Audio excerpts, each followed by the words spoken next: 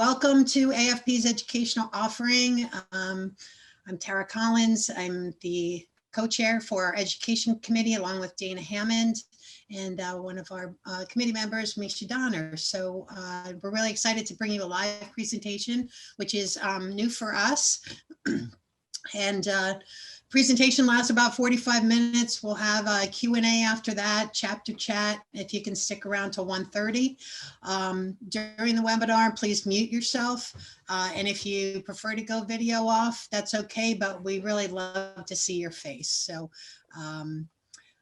just a reminder that if you want to see the webinar in full screen, just take your mouse over to the upper right-hand corner where it says view, and you can select either standard or gallery view, speaker view, full screen, and you know, get that full one-on-one experience.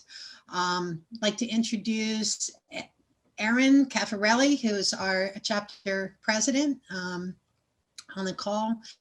And is there anything you want to chime in on there, Erin, today? Any AFP announcements? Nope, just thanks everybody for joining us. Thank Jen for presenting for us today. Looking forward to hearing the session. Great.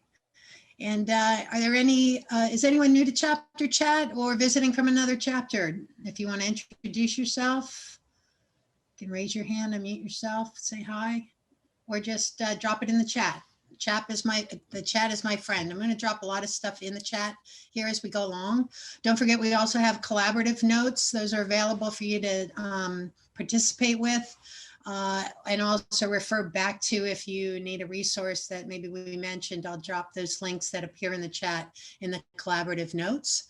And just a reminder too that next month's webinar is Living with More Ikigai on April 14th at noon Eastern. That's with Alice Ferris. She spoke at our National Philanthropy Day last November, but if you didn't get a chance to check that out, it's a great topic.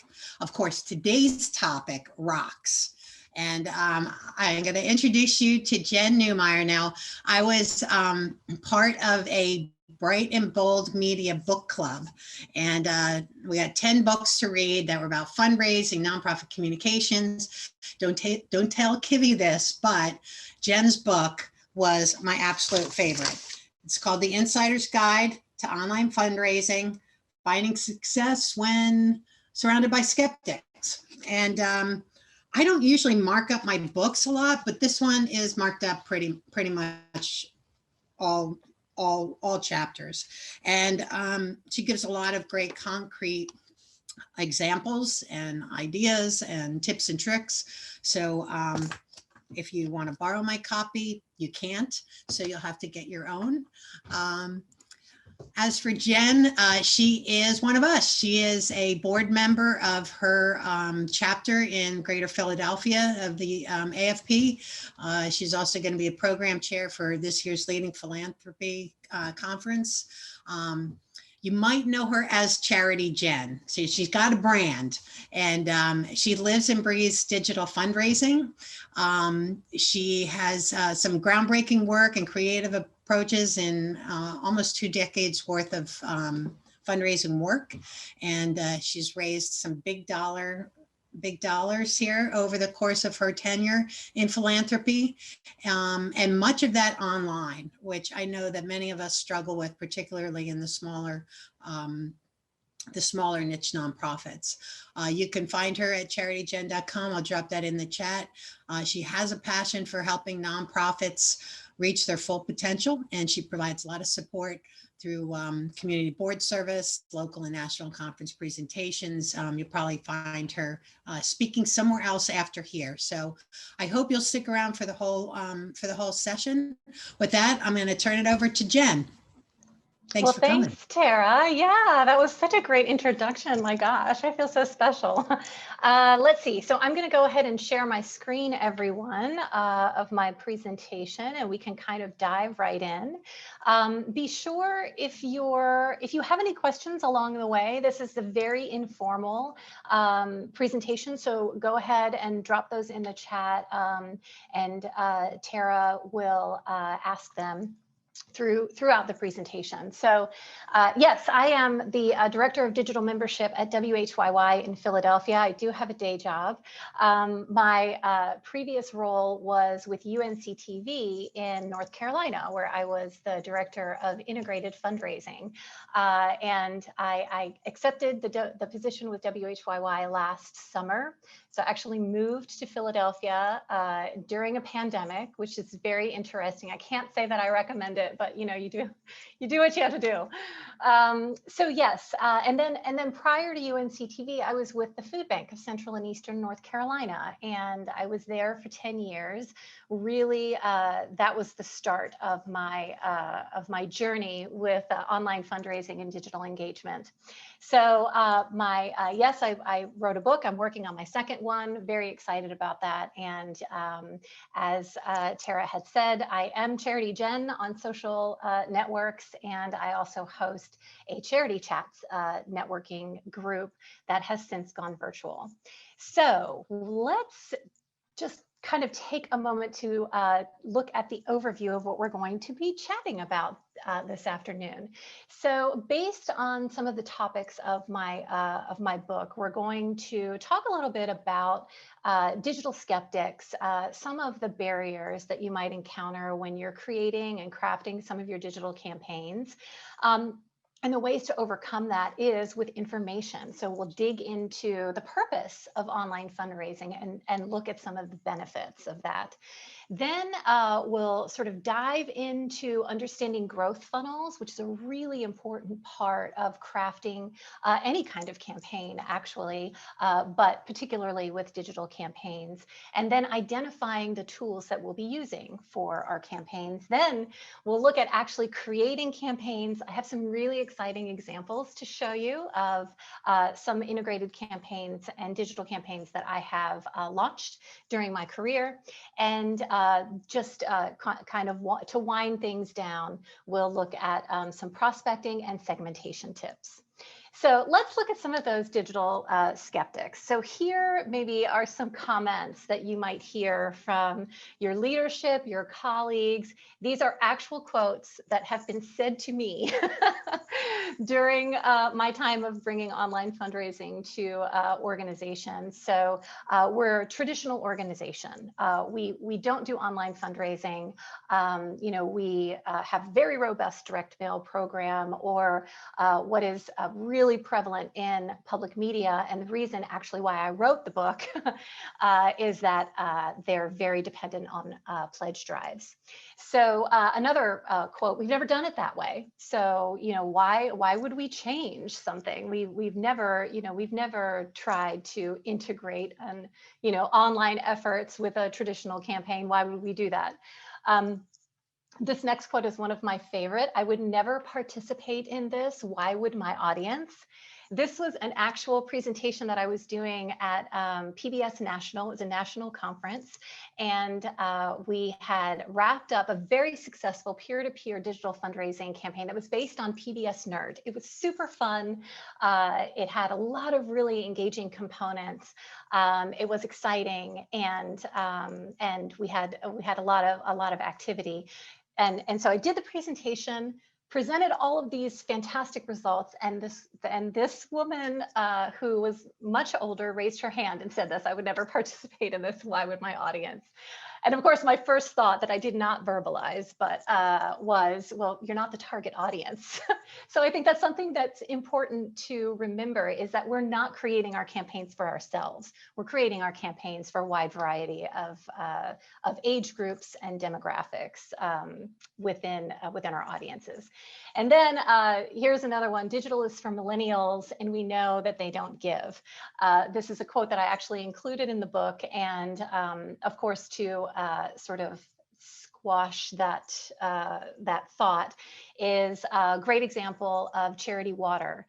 Charity Water is pretty much exclusively a digital fundraising, digital outreach organization that provides fresh water to communities in Africa. And it was started by a millennial, and they have since raised millions of dollars since they began 10 years or so ago. So how do we overcome these, comments? Why do we hear these things? So here are some of the barriers that sort of tag along with those comments that we hear from our skeptics. There is an intimidation of technology, and I can totally get this. When I started at the food bank, I was very apprehensive about launching social media platforms and undermining the integrity of my brand. I didn't want to do anything wrong, and so that's actually where CharityJen originated from. That was sort of my playground, my social media playground that I started with, just to learn how to really be effective in social media. So it's a very, very valid, concern. There's also a lack of knowledge about platforms. Digital, goes so fast. There's so many changes to algorithms, changes to, Facebook is owned by, now it's owned by Instagram. It used to be independent, and Twitter is owned by, there's all of these changes that are happening all of the time. And not only within social media, but also within email, the way that emails render on phones and tablets, and so that can be really intimidating, and take some time to learn about that. So that can be a barrier. And then there's, sort of this unwillingness to explore innovation. And that really has to do with the next 3 points. There are these fears.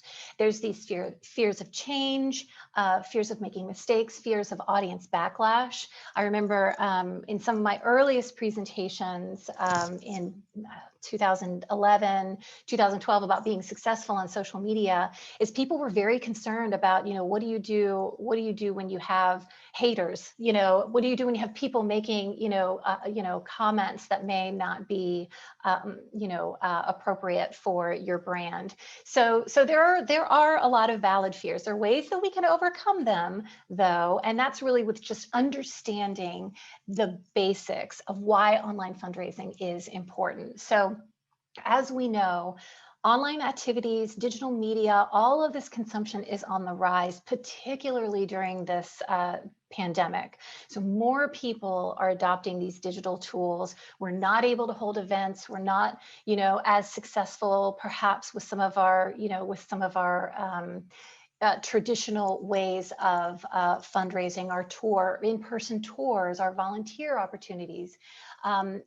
Everything has moved online. So it is imperative, and I've been saying this for several years now, but even more so, that we establish a solid online presence so that we can build the foundation to cultivate these audiences, our current audiences as well as our future audiences.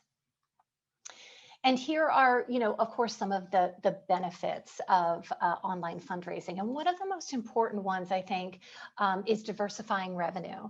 So, speaking of, just sort of looking at what has happened, in the past year. Last year, when I was hosting some of my charity chats, I had someone join one of our meetings. She was newly appointed executive director of the Susan G. Komen Breast Cancer Foundation.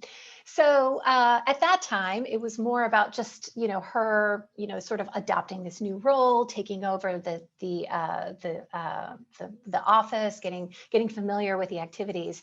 And then the pandemic hit, and most of their annual revenue comes from the Susan G. Komen Walk that they have every fall, and they had to cancel it, as all Susan G. Komen, chapters had to do. And of course, they ended up actually closing a lot of those, and people sort of lost their jobs. So which has just been really a tragic, outcome of this pandemic, is that our nonprofit colleagues have to, additionally look for work. So, so diversifying the revenue is important in that, just as if you were to diversify your retirement portfolio, you have online fundraising, you have direct mail, you have grants, your events can be virtual right now, you have various forms of revenue coming in different channels that can support the organization, when things go awry. So that's one of the benefits of online fundraising. Also, younger audiences. So I like to tell the story of my 21-year-old daughter who is online all of the time. She does not really check her mailbox. She's all, like, that is where she is consuming all of her news and information is online. So in just thinking about how I am going to reach her when she is at the point, she's not at the point yet where she's ready to make donations, but when she is, how have I cultivated that relationship with her? How have I established myself on these digital channels, with email, with social media, a very robust website, so that when my 21-year-old daughter is ready to give and make those contributions and ready to get involved, I'm prepared. I have a solid foundation.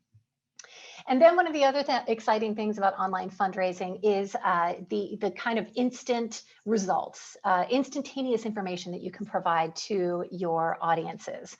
When I was at the food bank, we had a volunteer who wanted to hold she wanted to break the Guinness Book of World Records. She wanted to break the record for the largest food drive in a 24-hour time frame. And so we had, sort of months of planning. The world record was held by another food bank in Canada, I think. And so we spent, a lot of time putting together, sort of like the drive-through where people could, come and drive through and drop off their food donations. Trucks could come in, and it's very official. These things have to be weighed. There's timing. All of those interesting pieces that are a part of it. But the whole day we were posting video, posting pictures, doing shout outs to some of our donors, kids that came to join in the fun, that kind of thing. And it was about 11:15 at night, and we were not close to meeting the goal. And so we just sort of did like Hail Marys. We had our ambassadors. We had a very robust social media ambassadors program, reaching out to everyone we could think of to get those last minute food donations before midnight. And I think 20 minutes to midnight, a tractor trailer of one of the grocery partners showed up with a tractor trailer load of food, and everyone's scrambling to unload it and weigh it before the midnight time frame, and we actually ended up breaking the world record. So online, I mean, our audiences were just hanging on by to every word that we were saying up until midnight to see if we were going to reach that goal, which we did. And so then they were able to celebrate with us. So that's another benefit of online fundraising. So now let's dig into understanding growth funnels and how we sort of identify some of the tools that we'll use for our online campaign. So growth funnels are, I'm sure many of you are familiar with growth funnels. It really is just sort of deepening relationships with your donors through a journey. So you're introducing yourself, you're cultivating them through, various channels to get to that donation, and then turning them into advocates and longtime partners. But also a growth funnel helps establish brand loyalty. So when you are being very mindful about these various levels, your audiences will get to know your organization in a kind of a real organic way. And then it also helps to clarify fundraising and marketing strategies. There's sometimes that it's hard for the marketing department to really understand exactly the goals of our fundraisers that we're putting together, especially if some of your marketing colleagues have come from commercial marketing. At WHYY, actually, our director of marketing is from commercial marketing. And so I was putting together a recent campaign, an engagement campaign that was based around Jane Austen and Pride and Prejudice. We brought that back on our live streaming platform and built a whole engagement campaign around it with trivia and events and all kinds of fun things. And it was an integrated campaign that had a lot of, components to it. And she said, I don't understand, like, what is the one thing that you want people to do? Like, how am I supposed to market this? And so it took some time to help her understand that we're identifying all of these different growth funnel levels and trying to meet new audiences, existing audiences, re-engaging our members, and also engaging our partners and our advocates through one campaign. So a growth funnel can really help with that conversation. And then, yes, the digital tools. So identifying what tools that you have within your organization that can help support some of your campaign efforts. So really quickly, just some growth funnel basics. At the beginning, we're just looking to attract and capture the attention of our audiences. Then we're looking for conversion. So that could either be an email sign up or completing a contribution.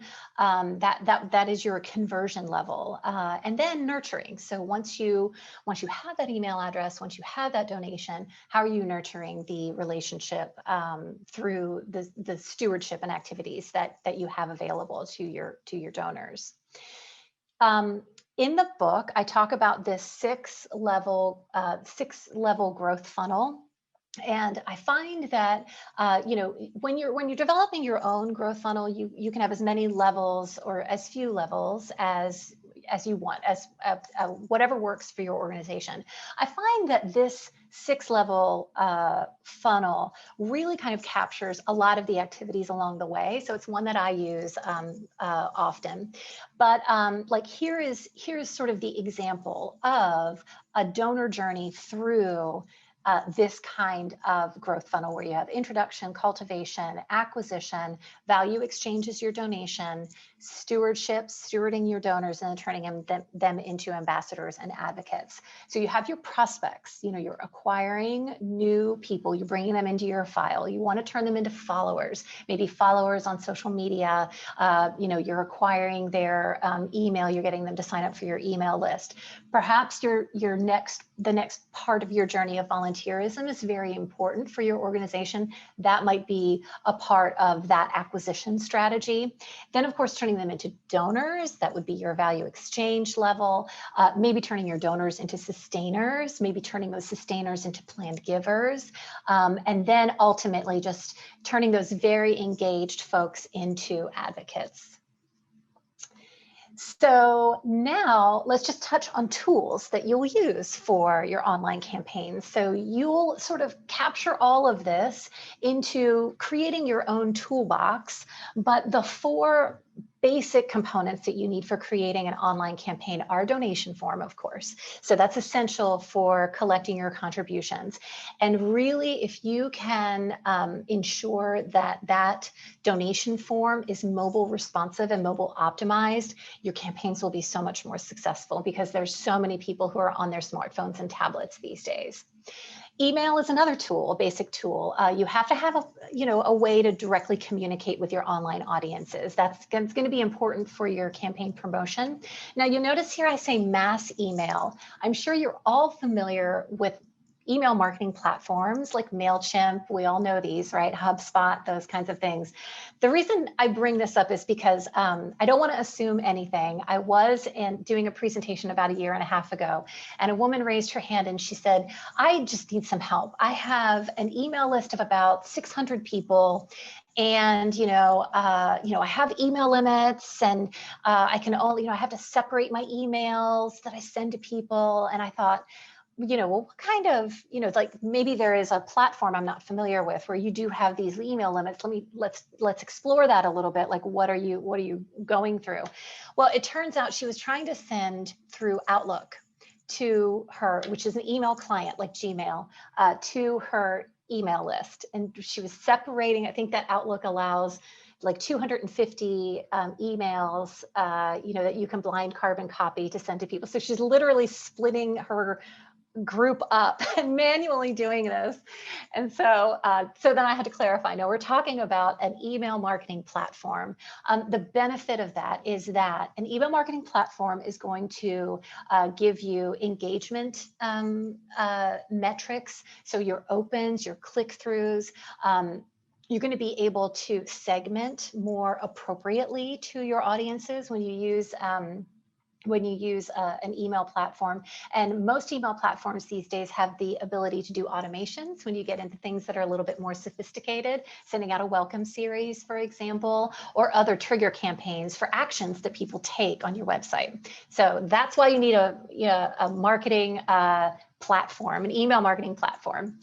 The next basic tool is a website. Of course, you're going to be creating a landing page that's going to provide all the information about your campaign. So this is where you can put, your graphics, your donate button, your value propositions, information about your mission, testimonials. If you have partners that are a part of your campaign, you'll put their logos on your landing page. It's sort of like the hub of your online campaign. And then, of course, social media. So email and social media is going to be how you take these little components of your campaign and sort of spoon feed them out to your audiences as your campaign is progressing. And it's especially helpful for really long campaigns, like year-end campaign, which I have an example of one of our year-end campaigns later on in the presentation. And when you're talking about an 8-week campaign, you have a lot of information to share, and you want to make sure that you're providing it in ways that are digestible by your audiences. So then over on the right, we have some additional tools for success: online ads, live streaming or video, your blogs, articles. For engagement, trivia, polls, and drawings are great. You might do some peer-to-peer events or peer-to-peer efforts. Events, of course, are virtual primarily right now. We might be getting maybe this year to a point where we can do face-to-face again. And then the ultimate goal would be just to have integration with other fundraising platforms, and we'll talk a little bit about that also. Okay, so now we're ready to create our campaign strategy. We've talked to our skeptics, we've overcome our barriers, we have our growth funnel ready to go, we know what our tools are. So there are really 3 steps to creating our campaign. So first, you're going to define your theme and your timing for the campaign. Next, you're going to take all those tools and activities and you're going to kind of map them on the growth funnel so that you can ensure that you're hitting all of those levels. And then creating a campaign calendar, just so everybody knows what's going on. You're not, overstepping with different things happening on social or email. Everyone's clear on how the campaign is going to be rolled out. We'll first take a look at an example of a digital campaign. So here is something that we did at UNC-TV for Giving Tuesday. So, Giving Tuesday is a great, I hope everyone is participating in Giving Tuesday. And there are different opinions on participating in Giving Tuesday because it is a very crowded space on that day. And when I was at the food bank, we did Giving Tuesday for probably about 6 years before things kind of started to fall off. And at the time, I was considering maybe not investing so much of our resources into Giving Tuesday just because things were sort of fading. But at UNC-TV and at WHYY, we have robust efforts. And so as long as we're bringing in the money, people are excited and they're engaged, I say, continue with Giving Tuesday.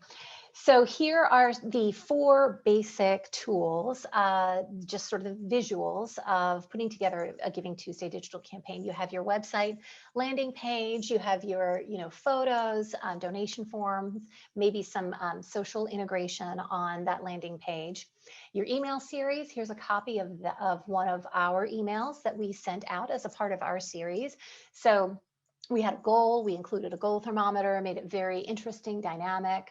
And then online ads. So online ads are great for campaign promotion. You could do targeted ads to various audiences. You can do lookalike ads to acquire new audiences. So there's just lots of creative things that you can do with online ads.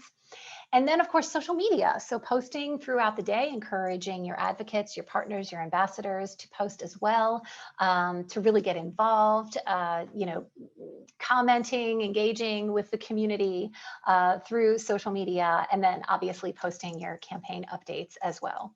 And just a side note, I do love Cookie Monster, my favorite Sesame Street character. So just a little fun fact. Okay, so here is Giving Tuesday that's mapped out on the growth funnel. So as you can see, we have our six levels. Now, the website landing page and the social media updates actually span the entire growth funnel. So you could have new audiences coming to your landing page or stumbling on your social media updates.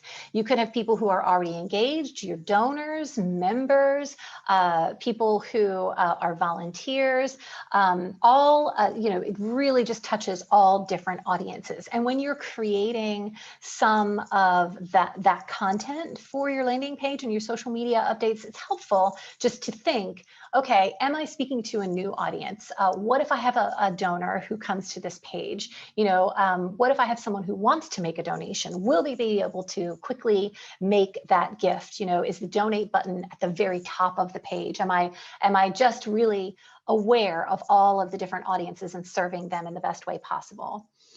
Next are donation forms. So your donation form falls at the latter end of the growth funnel, so at your value exchange and stewardship levels. Your ads, of course, can be segmented into these groups if that's the strategy that you like to take with your ads. You can have ads targeted to prospects, ads targeted to maybe your lapsed donors, asking them to renew. And then you can also have ads to existing donors, perhaps asking for an additional gift, or partners asking them to share the information about the campaign. And then, of course, your emails can follow that same segmentation. So emails to non-donors, emails to lapsed, and then different kinds of emails to your donors and partners. So that is, the campaign calendar. So here's an example of this campaign mapped out on a campaign calendar, and it might look like this. So a 2-week promotion timeframe for Giving Tuesday. You might have some pre-promotion on social media the week before. Maybe later on in the week, you start running your online ads. You might have your first email go out on the Friday, before the weekend. Some social promotion over the weekend, scheduling your ads and your social that just continues. Monday, perhaps sending an email with a reminder that Giving Tuesday is coming out, and then on the day, sending out your 2 or 3 email series with a goal update, how you're doing. Segmentation could be important here because your first email might go to everyone. The second email might go to people who haven't donated yet. There might be a segmented group for people who did give, where you might say, thank you, here is where we are so far, help us reach our goal and share that with your networks. So you have a lot of opportunity to kind of play around with your audiences on a day when you have a one-day giving campaign. And then, yes, once the campaign is over, you have your final tally, you send your thank you. You may not necessarily have it the day after your campaign. That's highly unusual. It takes some time to kind of tally all of those donations, especially when you're getting them right up until midnight. So you want to make sure that you have everything accounted for. So it's perfectly fine to send your thank you on a Thursday or Friday later on in the week to your audiences for a one-day campaign or a Giving Tuesday campaign. Okay, so now we'll dive into integrated campaigns. So this is where you're combining all of your digital efforts with some of your other traditional channels, offline channels. So this could be direct mail. You could be incorporating your corporate department with business partners who will perhaps do matching gifts for you or sponsor your campaign.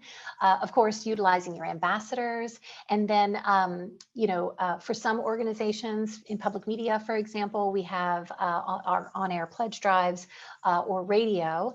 And then just some of your, traditional marketing, making sure that you're using, perhaps you have, the opportunity to have, some print ads or, a billboard or something like that. So just keeping that in mind when you're combining these, all of these tools for an integrated campaign. So let's look at some examples. Here is a live streaming fundraiser that we did at the food bank. It was a 24-hour telethon.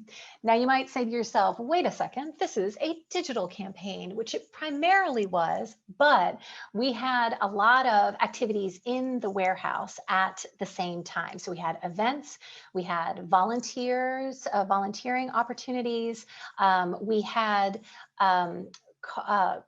businesses could sponsor a time frame, and we had different levels for sponsorship. And if they sponsored like an hour at a certain level, they had the opportunity to come to the warehouse, bring their employees, be on the show and do a check presentation. And it might be a little difficult to see because the setup is very odd when you're doing a live stream, but the top photo kind of shows our host, Greg, who is interviewing one of our partners. And in the background, you can see all of those employees with their check, doing their check presentation.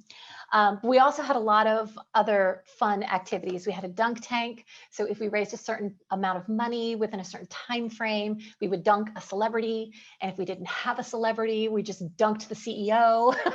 Whoever we could dunk that would be exciting went into the dunk tank. There was one year we had food trucks.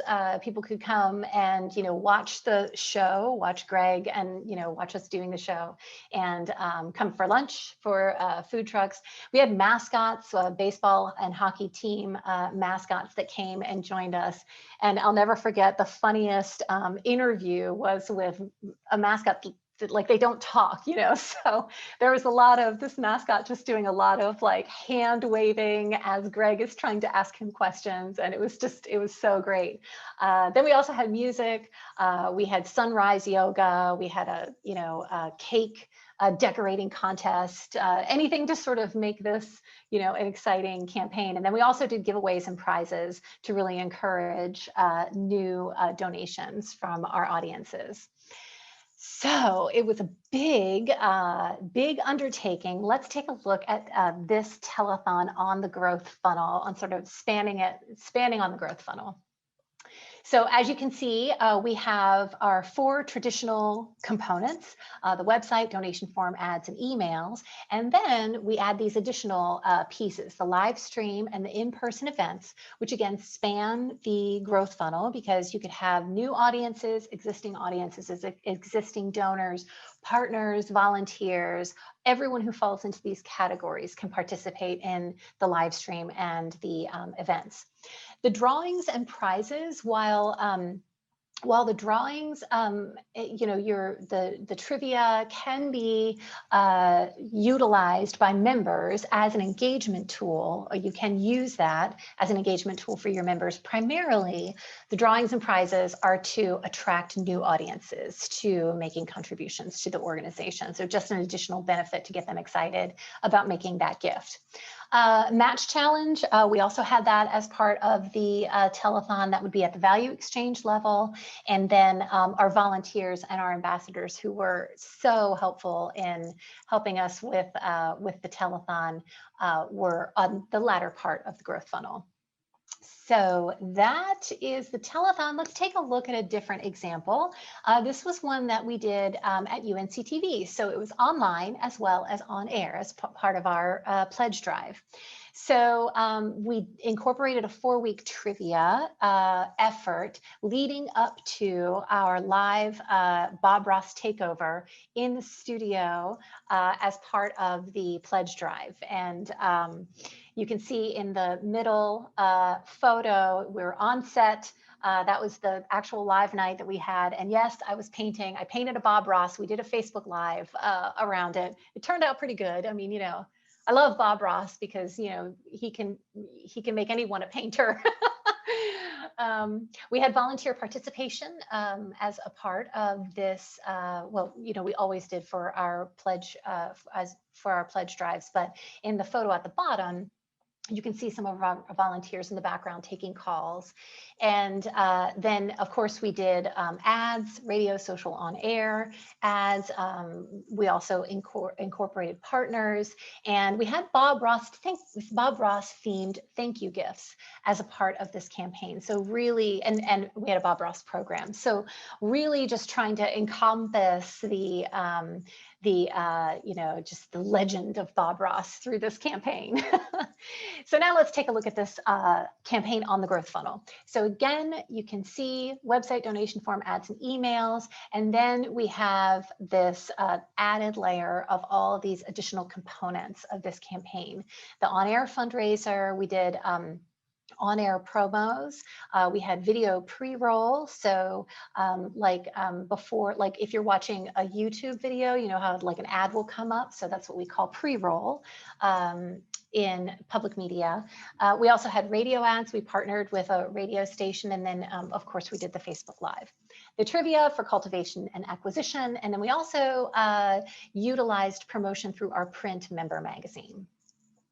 So now let's take a look at a year-end campaign. So this is sort of the big kahuna. This is an 8-week campaign. We called it our Winter of Discovery. We also did this at UNC TV. We utilized online, on-air, and direct mail for this campaign. So really just making sure everything was branded with the Winter of Discovery. We're all talking about that in that language of discovering what the station has to offer as on our airwaves. We incorporated within this campaign Giving Tuesday. We also had a special night on the pledge drive, a British invasion, where we had all British programs. You can see us there in the middle of the middle photo on set. For our British Invasion night, we had brewery partners. So we did some beer brewer that does traditional British traditional British recipes for some of like the stouts and ales and those kinds of things, and sort of talking about the how they craft that. So that was fun. We also had a hotel partnership, and so they helped us out with promotion, came into the studio, and they were they sponsored our Winter of Discovery. And then of course we had our traditional ads. So let's take a look at this monster campaign on our growth funnel. As you can see, everything that we had in our previous examples, but now we're adding mail. So we're segmenting to our non-donors, so acquisition mail essentially, and then mailing to our lapsed donors, asking for additional gifts for our existing members, and then utilizing our member magazine and partners for that print promotion. So those are examples of, oh, I'm sorry, one more thing, the campaign calendar for this monster 8-week campaign. So on the left-hand side, you'll see like this is really just scheduling. So this is scheduling the emails, all of the ads, when we're posting to Twitter, when our direct mail drops are happening, when we're live on air, and sort of what the features are. Just sort of keeping everyone on the same page of the schedule and when things are being sent. On the right-hand side is a little bit more tricky. So some of you, when we're talking about skeptics and we're talking about barriers, there is a barrier where you might be within an organization that's a little bit siloed. So you may not have buy-in, say, from your direct mail team to integrate efforts with an online campaign. This is very common in public media where pledge drives really get all of the promotion. And so when you're talking about an integrated campaign, you have to very carefully map out the promotional schedule so that your mail and your online campaign and your on-air campaign all receive fair promotion throughout the time frame of the campaign. So, if you look at the second column, this is our e-guide. So the first couple of weeks in the e-guide, we're promoting direct mail. So the promotion is look for the letter in your mailbox and send your check-in. Make your contribution, through, by responding to the letter. The next 2 weeks, we shift that to online giving. So, we're in our winter of discovery, go online and make your gift.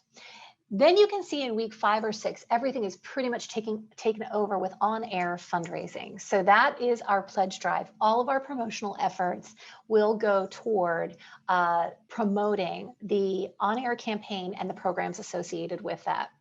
Then once the on-air fundraising campaign is over, coming into the last 2 weeks of the year, we're going back to the online giving promotion. If there is another direct mail drop, we would, weave that in as well, so that when those are hitting mailboxes, we're making sure we're talking to our audiences who might be receiving those pieces. So having a calendar like this can be very helpful when you're working with a team that is a little bit more siloed, where you are not making the decisions of, here's what we're going to promote this month, here's our campaign overall for the organization, when you've got to sort of work with colleagues in other departments. This is a very helpful tool. Okay. So now we'll dig into prospecting and segmentation. So prospecting really is just sort of your acquisition purposes or your acquisition efforts.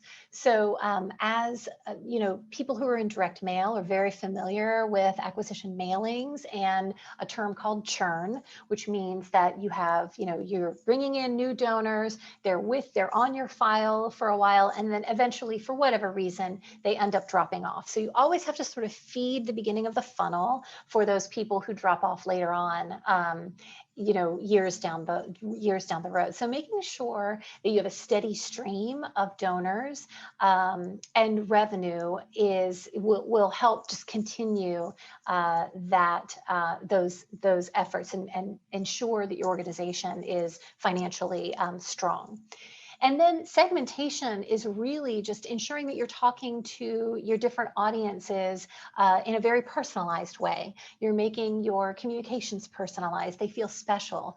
A lot of segmentation will happen in direct mail, where you're talking to your lapsed donors in a little bit of a different way than you're talking to your members who are making an additional gift. So that's what we mean by segmentation. So let's just take a look at some of these tools that we'll use for prospecting and acquisition. As I had mentioned before, trivia, giveaways, polls, those are all great ways to bring in new audiences. You can also use online paid search ads, ambassadors, public events, and then some things at the bottom of this slide. The Google Ad Grant, which is $10,000 in free Google advertising when you sign up to be a Google nonprofit. It is a little bit of a challenge to manage Google Grant. So before you dive in, I'm sure people who have Google Grants can nod their head, and there are some rules that you have to comply with in order to be considered for the Google grant, as well as continuing to maintain that Google grant. So it takes a little bit of work, but it is a great opportunity to bring new people into your organization. When you register as a Google for nonprofit with the Google for Nonprofits program, you'll also have some special tools through YouTube. And when you register, you'll get all of the information. They'll tell you what the different opportunities that you have on YouTube are. Mostly it's that, you can, on your videos, you can add donation cards or volunteer sign up or e-newsletter sign up cards, so that when the video is playing, there'll be like little pop-ups that will show and lead people. You can put a link in there that will people can make a donation or sign up for your newsletter. Of course, Facebook ads, I mentioned before, so great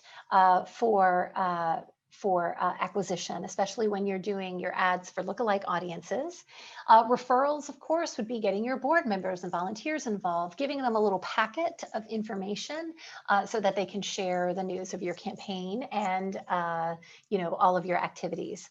Events and tours, of course, mostly virtual now, but still a great acquisition tool. And then, of course, mail acquisition, which we had talked about just a moment ago. Then going into audience segmentation. So here are just some ideas of different ways that you can segment your audiences. So I have this in the book and really sort of dive into these different segments. But from a revenue perspective, as we had talked before, speaking a little bit differently to a first-time donor than you are to a sustainer. Participation, so speaking a little bit differently to your board members versus, maybe people who have attended an event or who are volunteers. And then demographic segmentation. So there are ways that you can, if you have a large service territory, talking to your audiences who might be in a different region, a different community, you can talk to them based on their interests or affiliations or age. So just some ideas to consider when you're thinking about segmenting your communications and your audiences. All right, so key takeaways. So again, we utilize online fundraising to diversify our revenue channels for longevity and health of the organization. So important, especially in times like these. We're deepening relationships with our donors by utilizing a growth funnel, and that enhances that donor journey. And then we're mapping our tools, creating our campaign calendars for our robust efforts that can be so super creative. And then ensuring a steady stream of revenue through prospecting and personalization through segmentation. So those are sort of like the big four takeaways. And I do have some resources for you. So last year, I brought together 6 fundraising professionals from across the country for an event where they shared their successes during the pandemic. So this ranged from, let's see, we had a virtual gala, we had a one-day giving event, we had a virtual walk, a walk that had to go virtual. We had some ideas for creative fundraising through Zoom. There is a wildlife center in North Carolina that they were using Zoom bombs with one of their owls, where you could make a donation and the owl would just appear in your Zoom meeting. Super fun. And let's see. Oh, and then sweepstakes, an online sweepstakes that raised a lot of money. So these are the 6 participants in that charity chat event that we had, and their stories are so amazing. I hope that you will join in and take a look at that. CharityJen.com/pandemic event is how you can get to that video. And then also, of course, my book is available. You can find out more information, charityjen.com/book. I also have 2 free fundraising guides. So sort of the basics of online fundraising and then just the basics of growth funnels. And you can find them both on my website at /guide and /funnel. And then please do connect with me. I love to connect with nonprofit professionals and talk about their experiences and bringing people together so that we can, really grow our organizations and be successful. So check it out. If you have any questions, please let me know. And that is all that I have for today. And so Tara, are there any questions that I can answer? That's a good question. Let me check real quick over there onto the Facebook page. We had probably half dozen people over there checking us out. And I'm so glad that a lot of people were able to join us here. If anybody has a question, you can raise your hand visually, or you can unmute yourself. We got a small group here. I personally am a huge fan of those tools that you shared, the growth funnel and the campaign calendar. Like they were just so simple. Like you could put those in front of a non-believer and they'd be like, oh, like it would be really hard to, to argue with that. So thank you for sharing those really straightforward ways of communicating with people who are part of the fundraising paradigm, but have absolutely no idea what goes into that. And you know, it appealed to people on a lot of different ways. It was visually easy to understand, but for the planners and prioritizers like me, it was like, oh, okay, there we got that. It's all check. Mhm. So I was wondering if you could talk a little bit about, you know, like you talked about digital tools, and you had a list up there of like some of the digital tools that you needed. And people forget that you have to get this stuff in place before you launch the campaign. Like you can't be like talking about the campaign and not have your web landing page set aside and test launched and making sure your donate button goes to the right place. Can you talk a little bit about that pre-launch period to online fundraising? Yeah, absolutely. And you're so right. It is really imperative that you do have that time frame where you prepare your campaign. I will say that in my experience, so the great thing is that I've worked sort of as kind of like a solo campaign person, as well as having to work with really big teams.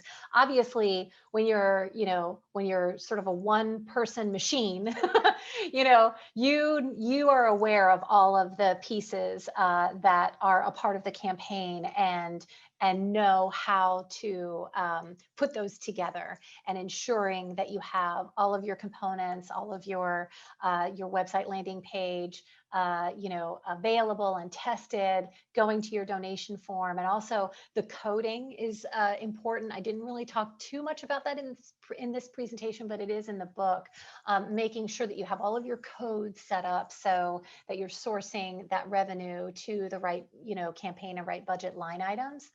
When you're working with a bigger team, it's going to take more time.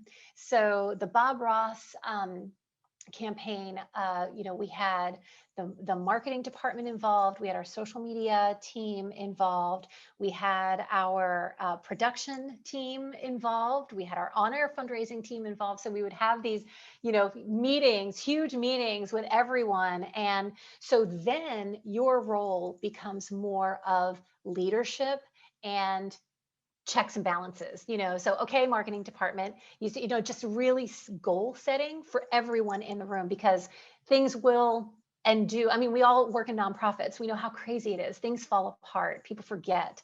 And so, it's a matter of, okay, we're having this big meeting. What are the action items? What is everyone going to do? What are the deadlines? And then like a project manager, essentially, and then ensuring that everyone is meeting those deadlines so that by the time the campaign is ready to go, you have everything in place. And it's never perfect. So, I think that, most of us who are putting together fundraising campaigns know that. But yes, absolutely. And then, that is where your campaign calendar is going to, as you had said, become really valuable. And also your toolkit, so that you can remember, like, I think a lot of times you're like, okay, I'm putting together this campaign. I need my, my website, my email, and my, the four big things: my website, my email, my social, and my donation form. But then you kind of forget, like, oh, there might be an opportunity to do some additional videos. Has anyone thought of a blog? Could we have the intern do some stories for us, calling some of our donors and getting testimonials? Like, thinking in growth funnel, like with a growth funnel mindset, really helps make that campaign flourish and become a lot more interesting to your audiences, and ultimately more successful from a revenue and engagement standpoint. Awesome. So one of our questions in the chat was, somebody commented, that's a lot of events. How much staff is on the development team? Oh, okay. Let's see. So when I was at the food bank for the telethon, which was a huge undertaking, it was me. So I put the whole thing together. Now, I did have help. We had our PR person helped us out with some of the marketing pieces. I did have a social media person that helped manage all the social media throughout the whole event and helped, with the setup and some of our events and volunteering components. I did have someone in our events department help us set up those. We had one big event the night, because the telethon went from noon on like a Friday to noon on a Saturday. So on that Friday night, we had a big event. So we had our event person sort of managing all of that. But I really used ambassadors. So we had I built a really strong social media ambassador program. I have a chapter about that in my book. And they were instrumental in helping us, our team, get partners, sponsors, donations, food donations. The crew that was there when we had our we had a Midnight Madness, sweet potatoes sorting, volunteering activity, so, we had crew there in the middle of the night, like with forklifts and, big bins of sweet potatoes that had to be sorted. So we had donations from like, donut places and cookie places and coffee places. And our ambassadors really helped us put that all together. Now, I also will say, and this is so important because I know that it can be overwhelming when you see these kinds of campaigns that have all of this stuff. It didn't start out that way. So our first year, our first telethon that we did, it was 2 of us. I was managing the social media. We had long, like hours long parts of the telethon that had no activity, where we were just basically sitting there and just talking to the camera, and it just builds over time, so we did not get to the dunk tank and the mascots and the, volunteering pieces until probably about year 3 or 4 of the telethon. Like, you build on it year after year. Like, that's the beauty of digital campaigns, is you run it, you evaluate it, you see what was successful, and then, you make those changes when you're moving forward. Great. So Elizabeth wanted to know if we're going to share the presentation via email. Yes, you'll get a link to the recording after this. You can also go on Facebook and find the recording there. Molly wants to know, can you give examples of how you change your messaging based on the target, prospective, volunteer, donor, etc.? Sure. So let's say that you're sending out an email and you're sending it to a non-donor, so someone who is a prospect. You're sending it to people who are already donors, but you're asking them for an additional gift. And then let's say you're sending it to board members or your volunteers.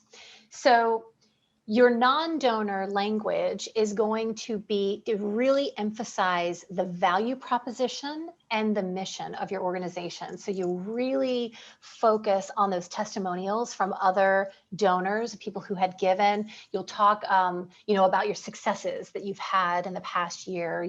Maybe link to, a blog or a story or an article that reinforces the importance of your organization within the community. For people who are already donors, they understand that, or they wouldn't, be giving. So if you're asking for an additional gift, then what you're focusing is on the impact of the campaign itself. So we're holding this campaign because we aim to do X, Y, and Z with these donations. This is what our goal is all about. This is why you love us, why we love you. You're really like you're talking to a friend who is, kind of familiar with you. And then your volunteers and your board members, people who are very active, that might be a message where, we know that you love the organization. Please share with your networks. This campaign is so important. As our mission is to do X, Y, and Z within the community. Here's how many people have benefited, and of course all of this. Please share, and then maybe even some copy paste language for them. Like, here's an easy way that you can post this campaign to your Facebook page, or forward it in an email or something like that. So it's just understanding and that's where the growth funnel will really come in handy, is just knowing that you have those levels, those groups of people, and talking to them in the appropriate way. Does that answer the question? Yeah, I'm a big fan of repurposing content. So, you know, particularly when, you know, you're running, I think that's where the campaign calendar really comes in handy for me, is that, you know, there's ways to just take, you know, this and, you know, like if I'm doing a video in an email to a prospective donor, can I plug that in somewhere else? And sometimes that takes a little creativity to think outside the box. Kathleen has a question for you. She said, great presentation. Can you say a little bit about what you found as best practices with creating frictionless donation forms that convert? Yes, absolutely. This is my big focus at WHYY right now. In fact, we're in the middle of an A/B test. If you go to WHYY.org, click on the donate button once, you'll see one form. Click on the donate button a second time, you will see a different gift array button at the top. So testing, if you have the ability to test donation forms, this is really going to boost your donations so incredibly, like it has a really big impact. So when I came to WHYY, their donation form, which we haven't made as many changes as I wanted, but there were so many fields on it. What kind of premium do you want? Do you want to make a, you know, what's your phone number? Do you want to do a matching gift? You know, do you want to volunteer? You know, all of these questions on the donation form that just sort of, you know, really kind of bogs down the experience. So yes, frictionless, for people who are not familiar with that term, really means you're reducing as many decisions as possible. When someone comes to your donation form and they're ready to make that gift, like the most optimum scenario would be is if they could take their thumbprint on their phone and just like send it to you immediately. Like, you know, you want to get that gift in as quickly as possible, because you do that, you have more opportunities for cultivating them later. You don't have to do that on the donation form from the very beginning. So when I came to WHYY, you know, I said, okay, we need to talk about this donation form. Let's talk about what we can remove. And everyone said, well, no, I mean, yeah, sure, you can streamline the form, but don't take anything away. We need all of that. We need all of that stuff, you know?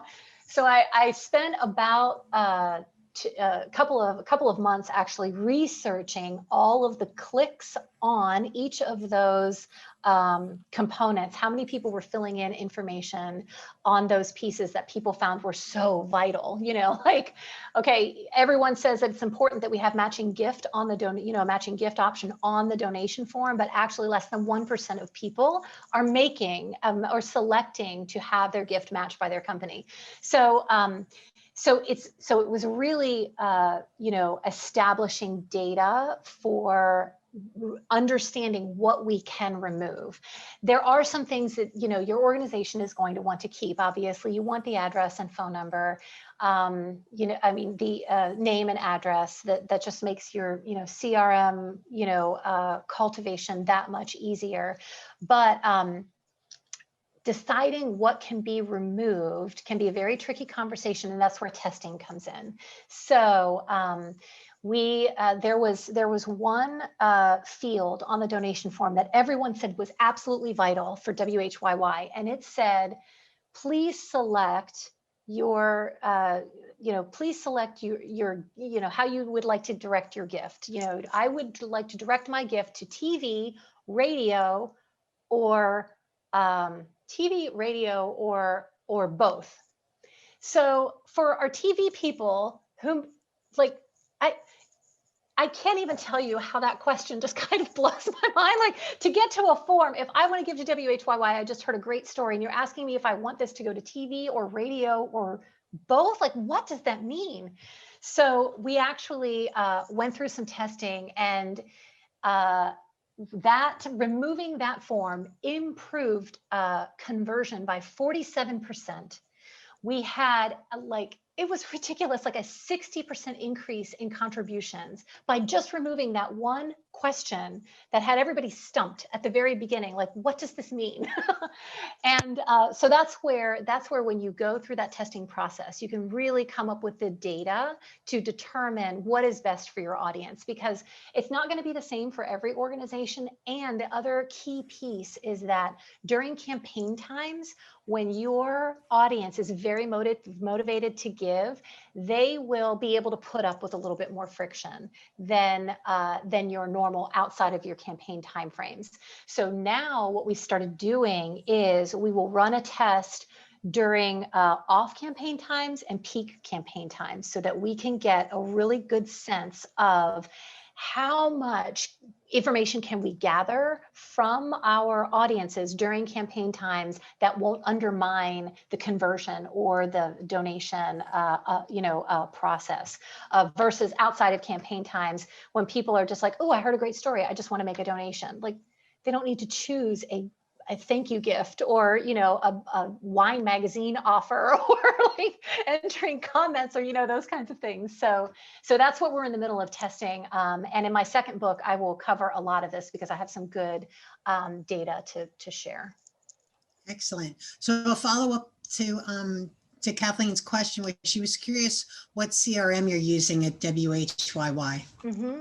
Yeah, so the organization just converted in 2019 to a system called ROI, R-O-I, ROI Systems.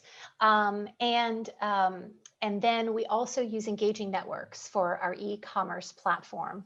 So the great thing about ROI is that engaging networks was one of their preferred partners. So we have these very complicated data syncs that are set up between the two systems, which are great, but can make things very difficult from a data standpoint, just from the, because of all of the sort of, complications of, being a public media organization where you have thank you gifts and you have memberships and you have member expirations and you have additional gifts outside of member time, all of those crazy things. But those are the systems that we use at WHYY. I want to, if I can follow up to the friction. Yes. We refer to them as barriers when we talk about this. Early on, you were talking about a landing page, on your website, which has your mission and the elements of the campaign, what it is you're trying to do, what you're trying to raise. I assume that the landing page it seems to me that might be more accidental, that people fall on that if they don't know that they want to come donate. But in your social media, you might have if you're ready to donate, link would take you to that donate page directly. You're going to bypass that landing page. Is that right? Yeah, there are going to be multiple directives that you're going to have with your audiences and your ads, depending on what the ad or the email is promoting. So yes, normally when you're doing ads that are, here's our campaign, we'd like you to donate. Yes, you will go straight to the donation form. If you are promoting the campaign, say in a house ad on a website or on a partner's website, let's say you partner with a local news station and they have some ads that are promoting the campaign on your behalf, or you're paying for those ads, those will go to the landing page that will give more information about the campaign. So it depends. Or if you have it in a newsletter, print newsletter, you'll probably be directing people to the landing page that would give them more information.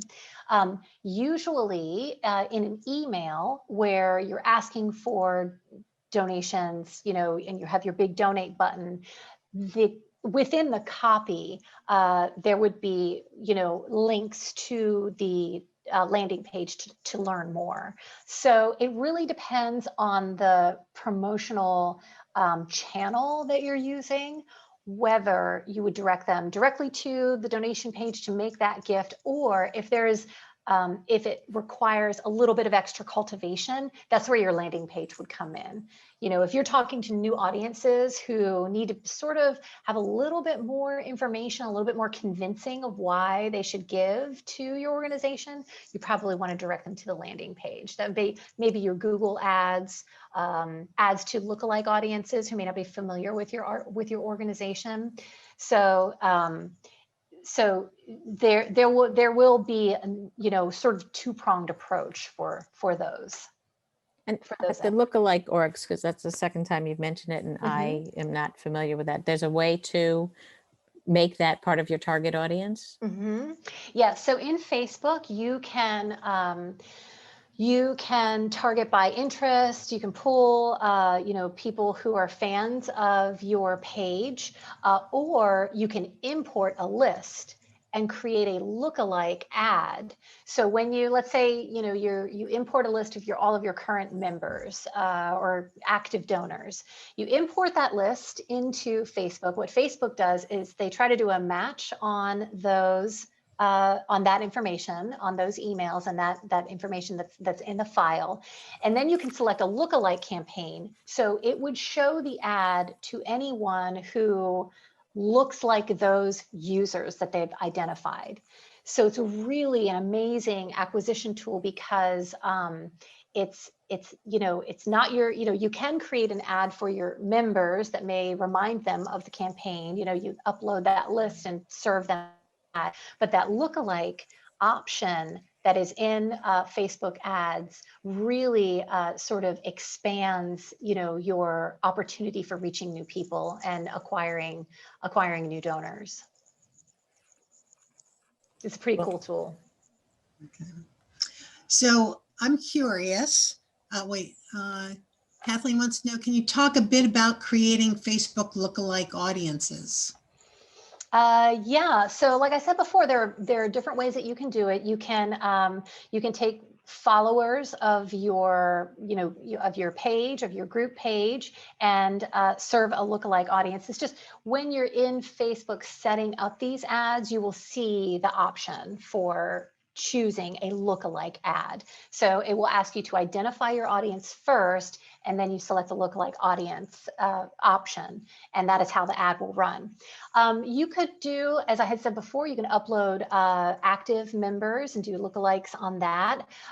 You can upload different segments of your list. There was, when I was at the food bank, we I don't know that many organizations do this anymore, but we had an ad package that we purchased from a local news station where they sent an email on our behalf. And, you know, and then they had some ads on their website also. But one of the components of this ad package that we bought was that they would provide us the list of email addresses of people who had opened or clicked through the email, which we thought was great, until I talked to the account manager, and probably many of you know this.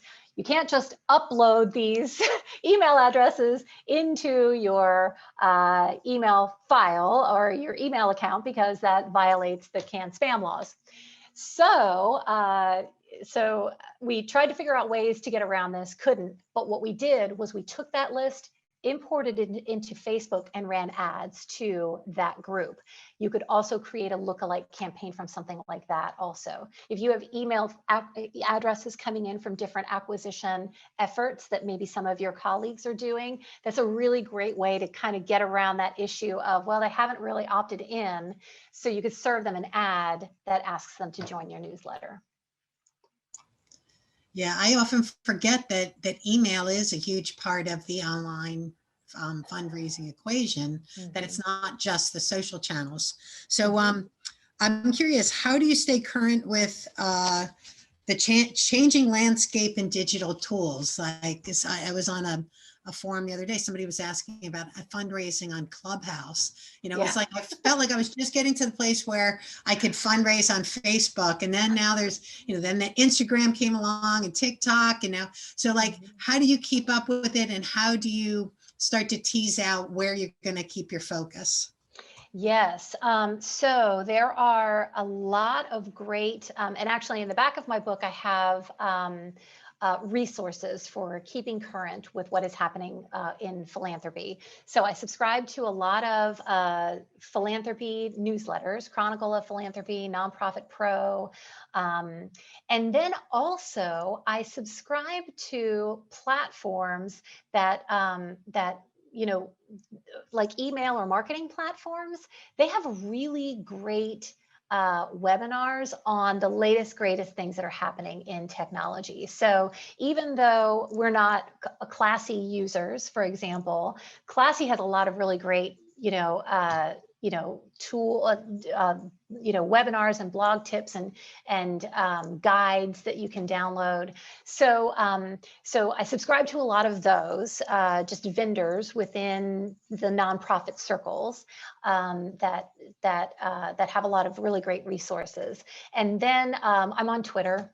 So, I kind of like keep current with what's happening there. And, sort of like a lot of my friends, I created a list of my closest friends because Twitter can just be really kind of overwhelming. So I'll just check the list of the techie people that I really admire. And when they start talking about things I don't understand, like Clubhouse, like, what are they talking about? So I really try to connect with a lot of other networking professionals, and the AFP is always so helpful with that as well. Are you going to be presenting at the Nonprofit Technology Conference for 2021, or do you have any other upcoming webinars, or were you being a featured speaker? I don't have anything planned right now. I'm putting together some presentations for a couple of public media conferences that are coming up. So I don't know that would necessarily apply here, but I do have, as I'm working on things, I have an email that I send out. You can sign up for it at charityjen.com. It goes out about once a month, and I'll make announcements there. And then also the charity chats. So I try to schedule a group meetup about every month or so. So that's where I'll be posting next opportunities. Okay, awesome. Can you give us a little preview of what your next book's going to be about? Yes, I'm so excited about it. So I feel like my first book covered the why of digital fundraising, which is way over here, and some of those basics, and then sort of like an overview of all of the different ways that you can put campaigns together. But I get a lot of questions of people who are like, I still don't understand like how I go about doing this. So the next book is really going to dive into more of a kind of like a select strategy concept, where you would be able to say, okay, I have these tools and I want to try an engagement campaign. How do I put that together? I don't have these tools, but I want to do a revenue campaign. What can I do? And so it's almost going to be like a choose your own adventure kind of thing, but not choose your own adventure because it's highly copyrighted. And I didn't say that, but it's going to kind of have that feel where you'll be able to kind of put together your own customized campaign, starting from scratch, and just get a really good feel then of how you can build on that. Yeah, so this book is actually organized. I loved your dedication, by the way, to your mom. Oh, and you organized it by sections, almost as if you were running a restaurant. You talk about prep work and back of the house, front of the house, the perfect pour, after party, bar nuts. I mean, like, you had some really fun chapters in here. And I did notice that you have the local hangouts with the network and training there.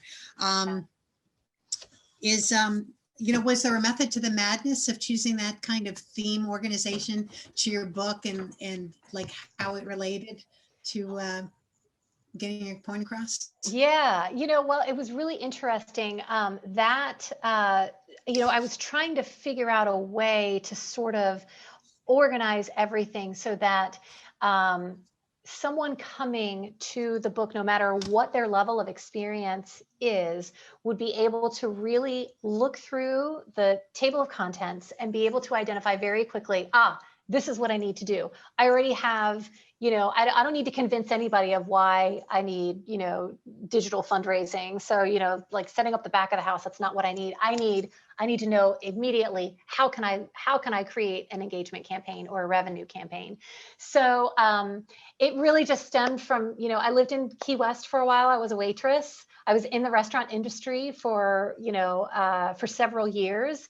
And I just thought, this is just a really great way, the tie-in between the sort of thinking of things in that sector just has so many correlations. And so that is sort of just from my own background of, how I could explain it in the best ways, how I came up with that idea. Yeah. And having been a waitress, I totally identified with that. So, Yes. all right, before I toss out my last question, do we have any other questions from everybody who's still hanging in there? No? Okay, so my last question is actually kind of 3 parts. Yes. I'm curious what your most successful online fundraiser was, Mhm. what your biggest flop was, and why would we go back to events if we're having such great success on online fundraising? Okay, so let's see. My most successful campaign. Gosh, I have to choose just one. Let's see. Well, I have to say I was pretty proud of the telethon. That was a lot of work. There were so many people that came together to make that successful. I would say that is probably one of the sort of shining campaigns, just because it was so unique and we had so many creative components to it. But I will say from a revenue standpoint, my most successful campaign would be our year-end campaign. So those 8-week campaigns, I remember, when I was first kind of getting into this, I'm starting at the food bank. We set up our website. We started setting up social media. I was really focused more on communications than I was on fundraising. So, created the newsletter, and we had our email newsletter that I very carefully curated. And, and I was talking to our e-commerce platform account manager who was like, yeah, I'm talking to her about all these great communications that we have going out and how our donors are, or how our audiences are responding. And she's like, great. Are you doing a year-end campaign? And I was like, oh, I don't know, like asking them for money. Are you sure? Like, I don't know. And she was like, yes, you need to start asking them for money. And so the first year I put out, a couple of emails that were just softly asking for money, and then as the years went by, I just became like totally brash and brazen and was like, we need your contribution now before midnight. But I remember this one year-end campaign. We had a very big goal. I think it was, I think it was about $300,000, $400,000 or something. And, it was the same sort of concept over a 2-month period. We had, a content component to it where we were really like, sort of priming the audience to have them make donations. And it was December 31st, and we were like $100,000 away from meeting our goal or something like that. And I was just like, oh my gosh, like, I can't believe this. We're not going to meet the goal. And so the day before, on December 30th, I sent this urgent email to our ambassadors, and I was like, I need your help now. We need to raise $1,000 tomorrow before midnight. And I was sitting on my couch just watching these donations pour in. And I literally was like in tears because I just couldn't believe it, that people were actually responding in such a, it was like a wave, and I was up right until like midnight. I was emailing our ambassadors of how the campaign was going, posting things to social media, and we did it. We raised $100,000 in one day. I couldn't believe it, just could not believe it. So that's a great story. I would say that's most successful. A flop would be my first campaign at UNC TV. So having all the success at the food bank, I came into UNCTV and they're like, we really need help. We really need help putting together an online fundraising, campaign, our online fundraising efforts. We have 80,000 people on our email list and we've never asked them for money. And I was like, what? I was like, oh, this is going to be so easy. I put my first campaign together. I worked with our production department, our general manager. It was like we put together this compelling video about how UNCTV was so important in the community. It had like flashes of all of our stories, and he was just he did the voiceover for it. It made me cry. Like, I was like, this is the best thing ever. People are going to give money, like just hand over fist as soon as they see this video. Put together this wonderful email, sent it out. We got 2 donations. We made $50. I was like, oh God, what have I done? And one of them was yours, right? Right. Yes, exactly. But again, this is coming into public media where they're used to being asked to give money through probably half of them didn't even trust the donation form. You know what I mean? Like, the audience is much older. They're used to giving through pledge drives and talking to someone on their phone when they make that contribution. Now, eventually we got there, but that was my flop. And then events. Why would we ever go back to face-to-face events? Yes, they're expensive, but that interaction that you have with people and the ability to create, a special opportunity for people who are really engaged with your organization, being able to sort of, look them in the eyes, let them see behind the curtain, I think is just such a valuable experience for donors. And so I think that is why we will go back to it. And I really do think that after we come out of this pandemic, like, people are just going to be craving that face-to-face interaction again. So that's why I think we still need events. And again, I am a big proponent of, again, diversifying the fundraising portfolio. So I would say yes to events as well as everything else. That's great. Well, on that note, we'll leave everybody with the thought of that events will eventually come back, but in the meantime, we can totally up our game with online fundraising. And you've made it really approachable. And I want to thank you again for your time coming out and hanging out with us here at the AFP Mid-Hudson Valley chapter. Thanks everybody for checking in, and we'll see you next month for Living with More Ikigai. So thanks again, and have a great day.